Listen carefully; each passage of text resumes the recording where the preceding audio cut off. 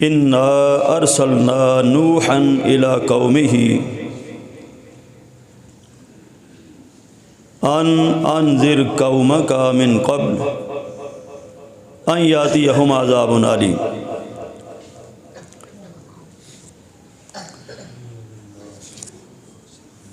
اللہ تعالیٰ کے فضل و کرم سے تذکرہ انبیاء آپ سماعت فرما رہے ہیں، وہ انبیاء جن کا قرآن مجید نے ذکر کیا ہے۔ آج ہم ذکر کریں گے آدم ثانی حضرت نوح علیہ السلام کا تذکرہ آپ سماعت کریں گے۔ حضرت نوح علیہ السلام وہ نبی ہیں، وہ رسول ہیں کہ جن کے اوپر اللہ رب العالمین نے باقاعدہ ایک شریعت نازل فرمائی، اور ان کے نام کے اوپر باقاعدہ قرآن مجید کے اندر ایک پوری سورت نازل فرمائی۔ طویل العمر پیغمبر ہیں۔ نبی اور رسول کے اندر ایک بنیادی فرق یہ ہے، نبی کے اوپر وحی آتی ہے، اس کے اوپر کوئی نئی شریعت، نئی کتاب، نئے ضابطے وہ اتارے نہیں جاتے، وہ پچھلی ہی شریعت کا ایک تسلسل ہوتا ہے جو نبی پر وحی اترتی ہے۔ رسول جو ہوتا ہے اس کو باقاعدہ طور پر نئی شریعت دی جاتی ہے، نیا ایک نظام دیا جاتا ہے۔ تو یہ رسولوں میں سے ہیں۔ حضرت نوح علیہ السلام رسولوں میں سے ہیں، ان کو باقاعدہ اللہ رب العالمین نے نئی شریعت عطا فرمائی تھی۔ نام ان کا نوح بن لامک ہے۔ بعض مفسرین کرام نے ان کا نام عبد الغفار بھی لکھا ہے۔ بہرحال ان کا تذکرہ قرآن مجید کے اندر اللہ رب العالمین نے 43 مرتبہ ان کا ذکر آیا ہے۔ قرآن مجید میں 43 بار حضرت نوح علیہ السلام کا ذکر آیا ہے۔ حضرت ادریس علیہ السلام کے یہ پڑپوتے ہیں۔ حضرت نوح علیہ السلام ان کے پردادا ہیں حضرت ادریس علیہ السلام، اور آدم علیہ السلام کا فاصلہ اور جناب نوح علیہ السلام کا فاصلہ آپس میں تقریباً 1026 سال کا ہے، لکھا گیا ہے۔ اور نوح ان کا نام کیوں پڑ گیا؟ اس کی وجہ تسمیہ یہ ہے کہ یہ اپنی قوم کے اوپر بہت زیادہ نوحہ کیا کرتے تھے۔ نوحہ گریہ وزاری کیا کرتے تھے، ان کے منتیں ترلے رو رو کر کیا کرتے تھے، نوحہ کرتے تھے کہ تم لوگ ایمان لے آؤ۔ اس وجہ سے ان کا نام نوح پڑ گیا، نوحہ کرنے والا نبی، گڑ گڑانے والا، گریہ زاری کرنے والا پیغمبر۔ تو اللہ پاک فرماتے ہیں انا ارسلنا نوحا الی قومہ، ہم نے نوح علیہ السلام کو اس کی قوم کی طرف بھیجا کہ یہ ان کی اپنی قوم کو ڈرائیں اس سے پہلے کہ ان کو دردناک عذاب اپنی لپیٹ میں لے لے۔ تو گویا کہ نوح علیہ السلام سے پہلے مفسرین کرام نے لکھا ہے کہ ساری دنیا وہ نیک لوگ تھے، مومن تھے، مسلمان تھے، موحد تھے۔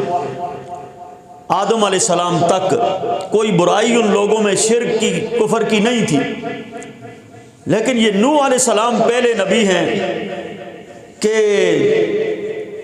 جس کی قوم گمراہ ہو گئی، شرک کے اندر مبتلا ہوئی، یہ پہلے نبی ہے۔ پہلی برائی، پہلا شرک، پہلا کفر اس قوم میں داخل ہوا۔ داخل کیسے ہوا؟ پچھلی قوموں کے اندر کچھ نیک لوگ گزرے، جن کے نام بھی قرآن مجید نے کچھ بیان کیے، ود، سوا، نصر، یعوق، یغوث، اسی صورت کے اندر موجود ہے سورہ نوح کے اندر۔ تو شیطان جو بھی ان نیک لوگوں میں سے فوت ہوتا تو شیطان آ کر ان کے وارثوں کو کہتا، اولاد کو کہتا، دیکھو یہ تمہارے کتنے نیک آدمی تھے، بزرگ تھے، آج بھی جس طرح اپنے بزرگوں سے بڑی لوگ عقیدت رکھتے ہیں، محبت کرتے ہیں اور ان کی تصویریں بنا کر اپنے گھروں میں رکھتے ہیں، کچھ یادگاریں ان کی سنبھال کے رکھتے ہیں کہ یہ ہمارے بزرگوں کی تصویر ہے، ان کی یادگار ہے۔ تو شیطان نے ان کو ان بزرگوں کی تصویریں بنا کر گھر میں لگانے کا خیال دل میں ڈالا۔ انہوں نے اپنے بزرگوں کی تصویریں لگائی۔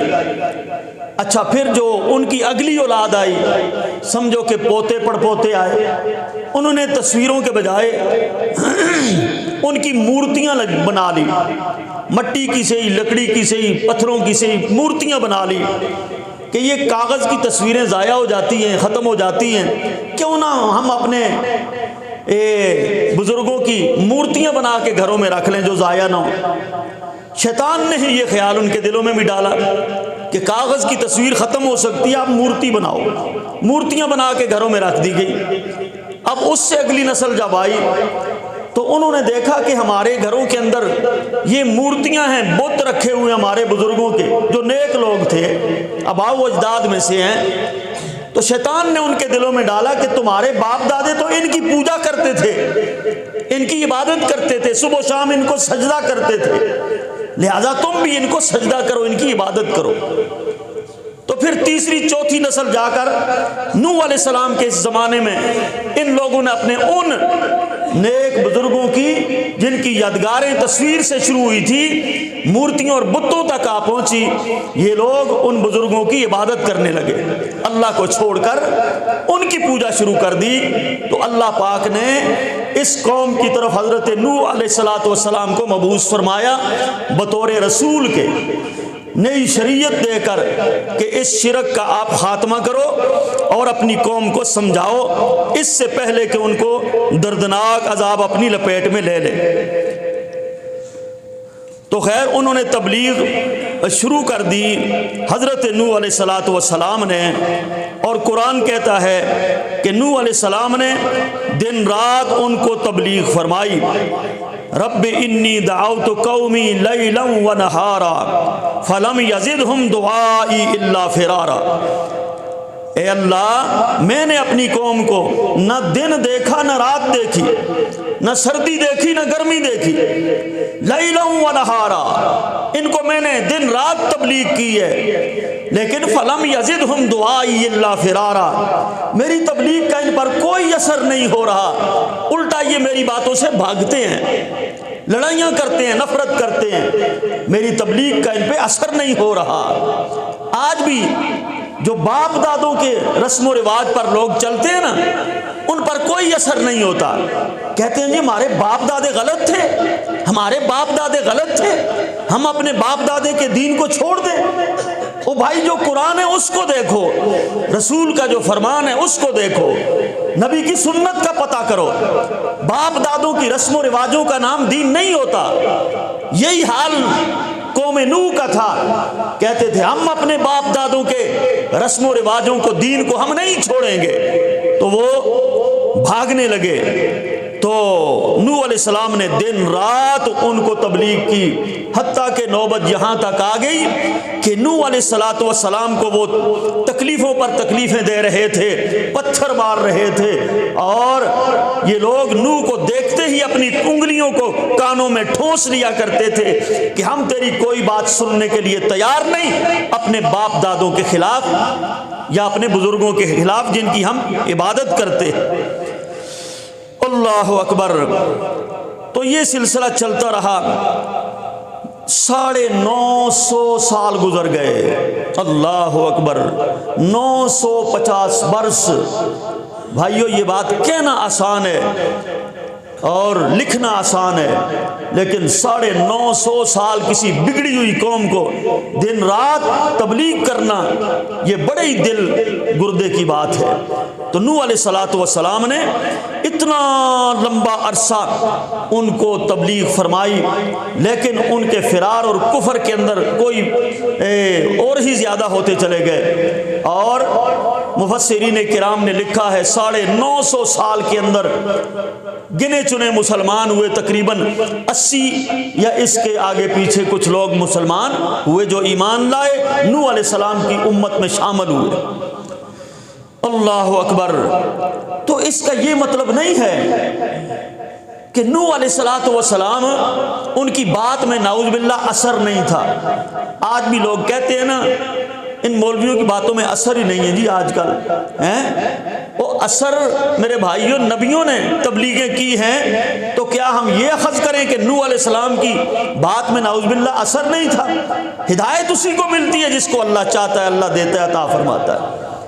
تو یہ 80 کے قریب لوگ ان کے اوپر ایمان لے آئے اور باقی قوم بگڑی ہوئی تھی۔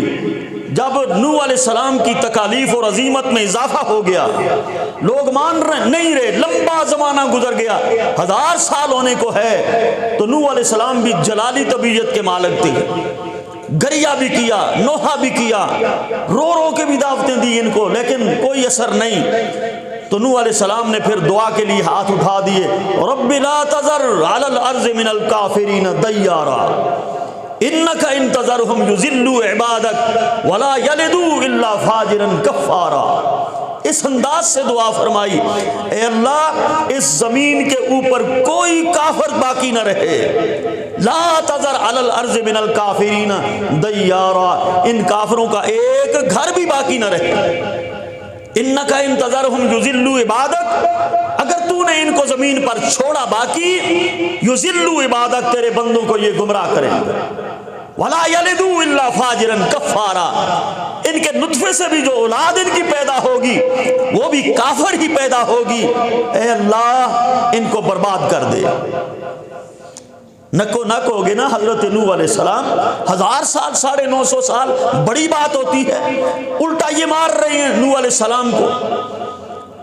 بعض روایات میں اس طرح بھی آتا ہے کہ اتنا مارتے نوح علیہ السلام کو کہ نوح علیہ السلام کے جسم کے اوپر پتھروں کا ڈھیر لگ جاتا، دب جاتے پتھروں میں، اندر سے آواز آتی لا الہ الا اللہ، اللہ کے سوا کوئی معبود نہیں، لوگوں اس کی عبادت کرو۔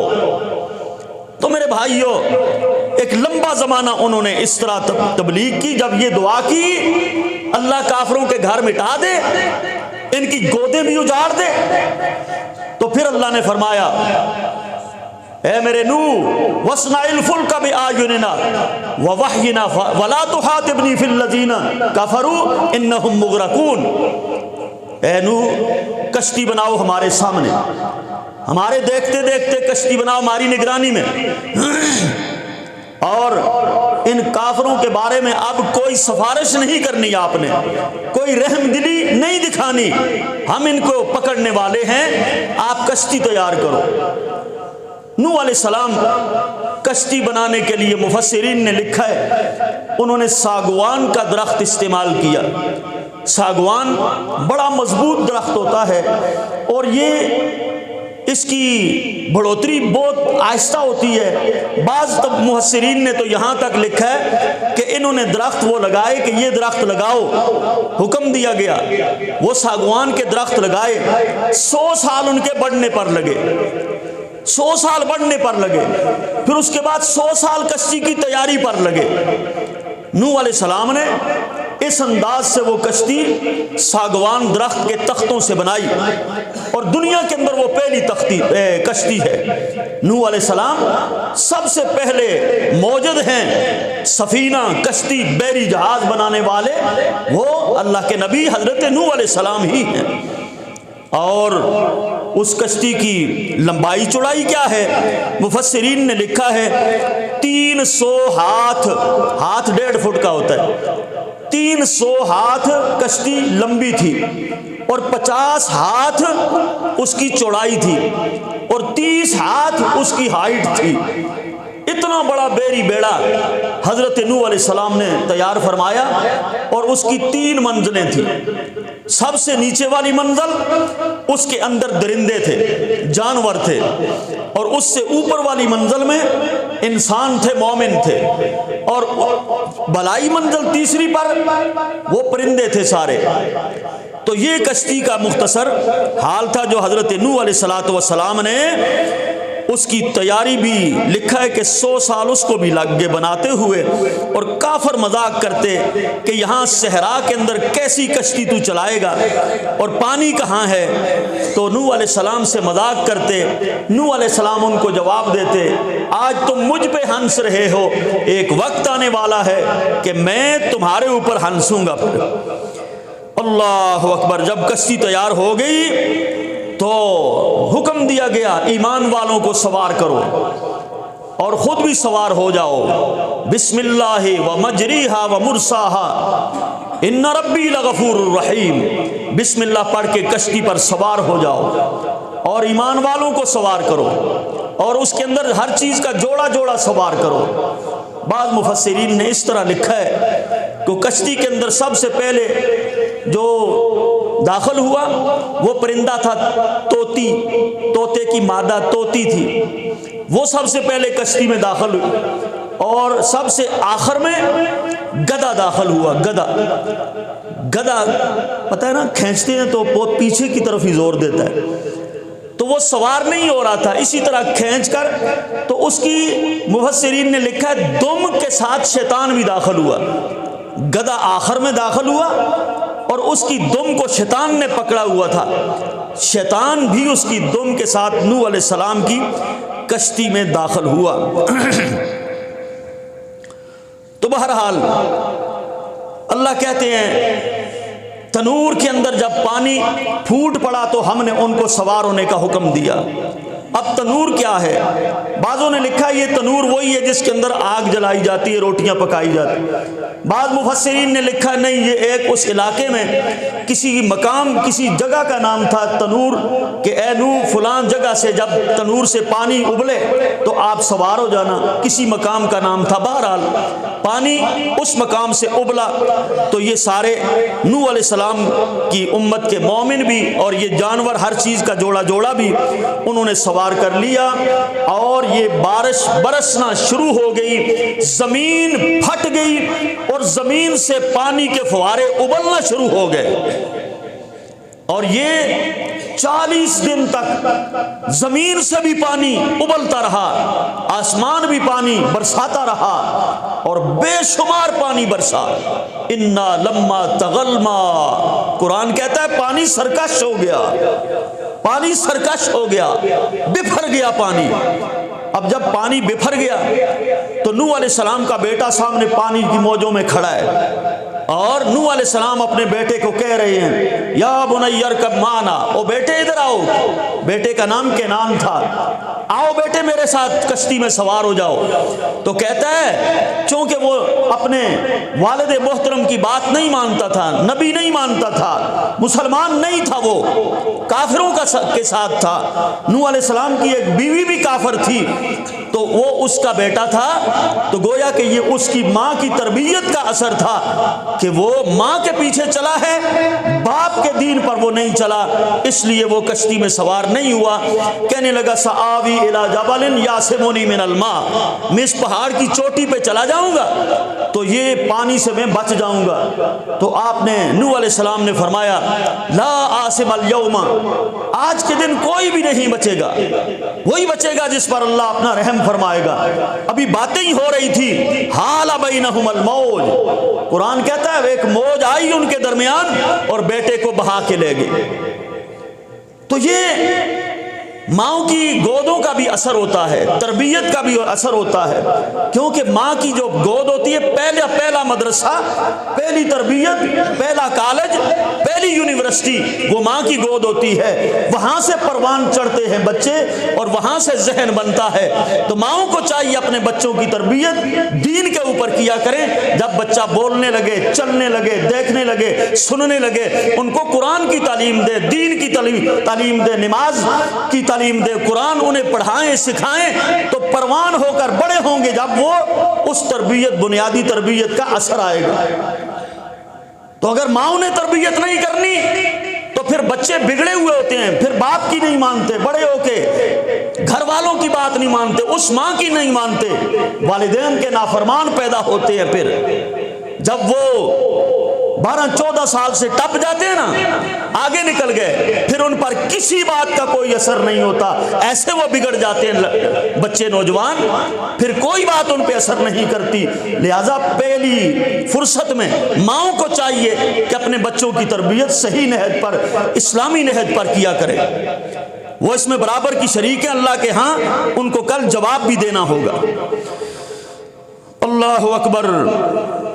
تو یہ عذاب دو رائے ہیں اس میں۔ پہلی رائے کہ یہ عذاب اس علاقے تک محدود تھا، عراق کا جو علاقہ ہے نوح علیہ السلام کا، بابل، اس کے ارد گرد کے علاقے، اسرائیل تک کے، ان علاقوں میں یہ عذاب آیا۔ اور بعض کہتے ہیں نہیں، یہ پوری دنیا کے اوپر عالمگیر عذاب آیا۔ تو خیر راجے کو یہی معلوم ہوتا ہے کہ یہ اسی علاقے تک محدود تھا، عالمگیر طوفان یہ نہیں تھا۔ مفسرین اس طرف زیادہ گئے ہیں، ترجیح اس بات کو دی ہے کہ یہ اس علاقے تک محدود تھا اور عالمگیر اس طرح یہ عذاب نہیں آیا۔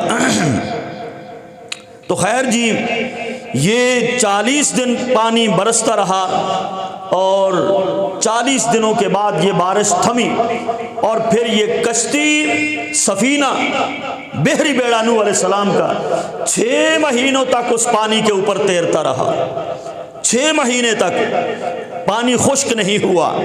6 مہینے کے بعد 10ویں محرم کو حضرت نوح علیہ السلام کی کشتی جودی پہاڑ کے اوپر جا کر ٹھہری۔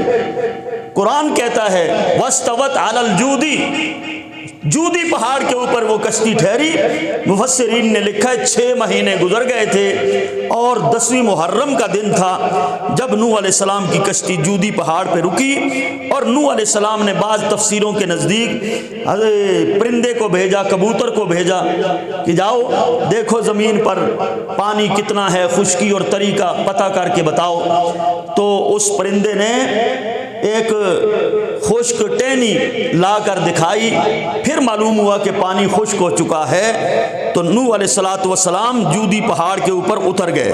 یہ جودی پہاڑ بحیرہ مردار کے شمال میں واقع ہے، آج کل وہ جودی پہاڑ اسرائیل کے علاقے میں موجود ہے۔ تو ایک بات تو یہ اس سے سمجھ آتی ہے کہ نوح علیہ السلام نے بیٹے کو دعوت دی، وہ کشتی میں بھی سوار نہیں ہوا، ایمان بھی نہیں لایا۔ اس کا خلاصہ یہ ہے کہ ہدایت دینا اللہ کے اختیار میں ہے، نبیوں کے اختیار میں کوئی نبی مختار کل یا حاجت روا نہیں ہے۔ ایمان نبی کے ہاتھ میں، کیونکہ ایمان اور ہدایت سب سے قیمتی چیز ہے دنیا میں، سب سے قیمتی چیز دنیا میں ایمان ہے جو اللہ نے ہم سب کو عطا فرمایا ہے۔ اللہ ہمارے ایمانوں کے اندر اور اضافہ فرما دے، ہماری ہدایت کے اندر اضافہ فرما دے۔ تو سب سے قیمتی چیز ہے جو اللہ نے اپنے ہاتھ میں رکھی ہے، یہ نبیوں کے ہاتھ میں بھی نہیں ہے۔ اب نوح علیہ السلام اپنے بیٹے کو بچانا چاہتا ہے نبی ہے، نوح نبی ہے، اللہ کا رسول ہے، بیٹا غرق ہو رہا ہے، بچانا چاہتا ہے، لیکن بچا سکے؟ پھر نبی کچھ کر سکتے؟ جب تک اللہ نہ چاہے کچھ ہو سکتا؟ جب کشتی سے اترے تو پھر کہا اے میرے اللہ، تو نے میرے ساتھ وعدہ کیا تھا تیرے اہل کو میں غرق نہیں کروں گا، تو وہ میرا بیٹا تو میرے اہل سے تھا۔ اللہ نے جب یہ بات سنی، نوح علیہ السلام نے سفارش کی بیٹے کے بارے میں، تو اللہ نے فرمایا یا نوح انہو لیس من نحلک انہو عمل غیر صالح، اے نوح جس بیٹے کے بارے میں تو سفارش کرتا ہے وہ تیرے اہل میں سے ہرگز نہیں تھا، کیونکہ اس کے عمل ایمان والوں جیسے نہیں تھے، وہ تجھ پہ ایمان نہیں لایا، اس نے ایمان کو قبول نہیں نہیں کیا لہٰذا وہ تیرے اہل میں سے نہیں ہو سکتا۔ اور انہو عمل غیر صالح، اس کے عمل جو تھے وہ برے تھے، نیک نہیں تھے۔ اگر تو نے اب دوبارہ بیٹے کے بارے میں بات کی تو تجھے میں نبیوں سے نکال کر ظالموں میں شامل کر دوں گا۔ کتنی بڑی تنبیہ فرمائی، دھمکی لگا دی رب العالمین نے اس ایک غیر صالح بیٹے کے بارے میں سفارش کرنے کی وجہ سے۔ گویا کہ نبیوں کے اختیار میں ہدایت دینا یا نبیوں کے اختیار میں کسی کو بچانا یہ ان کے لیے ممکن نہیں جب تک اللہ نہ چاہے، یہ سب اللہ کے اختیار میں ہوتا ہے۔ تو نوح علیہ السلام ان کی کل عمر مفسرین نے لکھا ہے کہ جب وہ کشتی میں سوار ہوئے تو 950 برس ان کی عمر تھی، اور اس کے بعد بھی وہ 100 سال تک زندہ رہے۔ گویا کہ 1050 برس حضرت نوح علیہ السلام نے عمر پائی، اور اس کے کشتی کے اترنے کے بعد ان سے ہی آگے نسل انسانی کا دوبارہ احیاء ہوا اور نسل چلی انسانوں کی، اس لیے ان کو آدم ثانی بھی کہا جاتا ہے۔ اللہ سے دعا اللہ تعالی ہمیں سمجھنے کی، عمل کی توفیق نصیب فرمائے۔ وما علیہ الا البلاغ المبین۔